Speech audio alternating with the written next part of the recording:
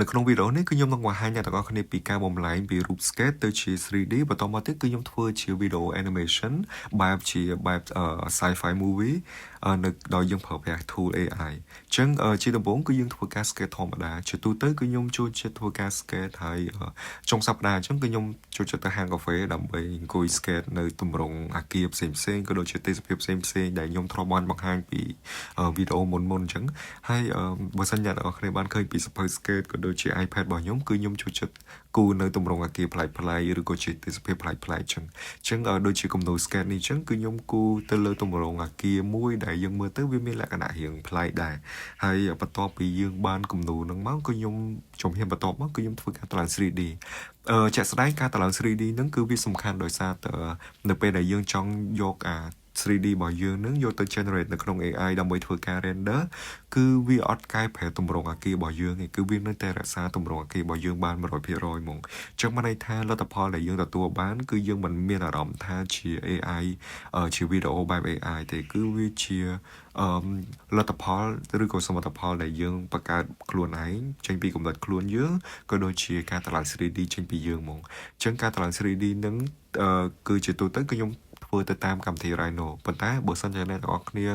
ប្រើតាម SketchUp ឬក៏ប្រើ Revit ឬក៏ប្រើកម្មវិធី 3D ទូទៅធម្មតាក៏បានដែរដោយសារតែអាហ្នឹងគឺទៅតាមជំនាញរបស់យើងផ្ទាល់រៀងខ្លួនអញ្ចឹងណា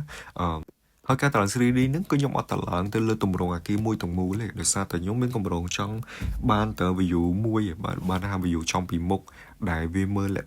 ទៅវាលក្ខណៈមើលទៅដូចសម្បើមអញ្ចឹងណាអញ្ចឹងគឺខ្ញុំធ្វើទៅក្នុង view ហ្នឹងមួយដើម្បីទីមួយគឺយើង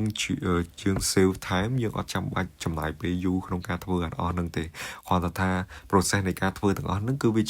ជាការកំសាន្តមួយដែលយើងមិនមែនថាយកកម្រងហ្នឹងទៅសិក្សា detail ឬក៏បែបជាស្ថាបត្យកម្មគិតច្បាស់លាស់ឬក៏អីអត់ទេគឺជាការធ្វើលេងដោយសារតែ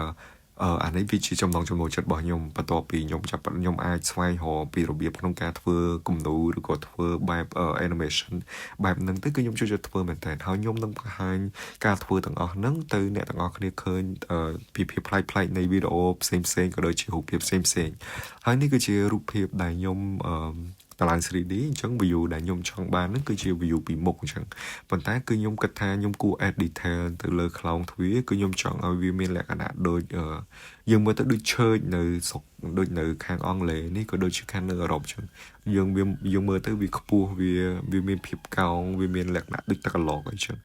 ហើយបន្ទាប់ពីបានរូប 3D ហ្នឹងមកគឺខ្ញុំចាប់ផ្ដើមយកវាមកគូរទៅលើ iPad បន្ថែមហើយការគូរនៅលើ iPad ហ្នឹងគឺខ្ញុំចង់បន្ថែមទៅលើពណ៌ដូចជាយើងបន្ថែមទៅលើ material កញ្ចក់ក៏ដូចជាពលឺស្រមោលផ្សេង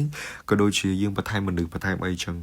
ជាក់ស្ដែងនៅពេលដែលយើងបន្ថែមហ្នឹងទៅគឺយើងពេលដែលយើងយកទៅដាក់ចូលទៅក្នុង AI render គឺវាអាចយល់ដឹងពី proportion របស់អគារនឹងថាតើអគារនឹងកម្ពស់ប៉ុណ្ណាទំហំប៉ុណ្ណាវាអាចនឹងប្រៀបធៀបជាមួយនឹងមនុស្សដែលយើងបានដាក់ចូលទៅក្នុងការ sketch របស់យើងនឹងអញ្ចឹងហើយតកតងជាមួយនឹង reflect របស់ទឹករបស់អីហ្នឹងគឺនៅក្នុងការ sketch ហ្នឹងគឺយើងអាចបន្ថែមបានទាំងអស់ដោយសារតែហ្នឹងវាជាជំហានមួយទៀតវាលឿនជាងដែលបើសិនយើងចង់តម្លើង 3D ព្រោះថាការតម្លើង 3D វាអាចនឹងចំណាយពេលយូរក្នុងការធ្វើ detail ទាំងអស់ហ្នឹងអញ្ចឹងដោយសារតែខ្ញុំមាន iPad អញ្ចឹងគឺខ្ញុំគូរនៅក្នុង iPad អញ្ចឹងគឺវាជាជំនួយលឿនមែនតើហើយនេះគឺជារូប render ចេញមកពី AI ហើយខ្ញុំចង់បង្ហាញអ្នកទាំងអស់គ្នាថាតើប្រៀបធៀបថាតើ 3D ជាមួយនឹងរូប render ហ្នឹងវាខុសគ្នាបែបណាគឺវាអត់ខុសគ្នាទេទម្រង់អគារគឺវានៅតែរក្សាទម្រង់អគារដដែលហើយគ្រាន់តែថាវា add ទៅលើភាព detail នៃ material ក៏ដូចជាពលឺស្មៅក៏ដូចជា environment ផ្សេងហ្នឹងគឺវាធ្វើឲ្យ detail ខ្លាំងមែនតើបន្ទាប់ពីបានរូបភាពនឹងហើយគឺខ្ញុំចាប់ផ្ដើមគិតពីការធ្វើវីដេអូ animation អញ្ចឹង frame ទី1ហ្នឹងគឺខ្ញុំចង់ឲ្យកាមេរ៉ាវាដើរទៅខាងមុខអញ្ចឹងទៅវាឲ្យឃើញមនុស្សហ្នឹងកំពុងតែដើរចូលទៅក្នុងអគារហ្នឹងអញ្ចឹងណាហើយអញ្ចឹងគឺឲ្យកាមេរ៉ាហ្នឹងគឺដើរតាមអគារហ្នឹងហើយបន្ទាប់មកកាមេរ៉ាទី2ចង់ឲ្យវាវល់អគារហ្នឹងមើលជុំវិញអគារហ្នឹងអញ្ចឹងនេះគឺជា frame ទី1អ្នកទាំងអស់គ្នាបានឃើញគឺទស្សនវិជ្ជាវាស្អាតមែនតើឃើញមនុស្សដើរចូលហើយតកតងជាមួយនឹង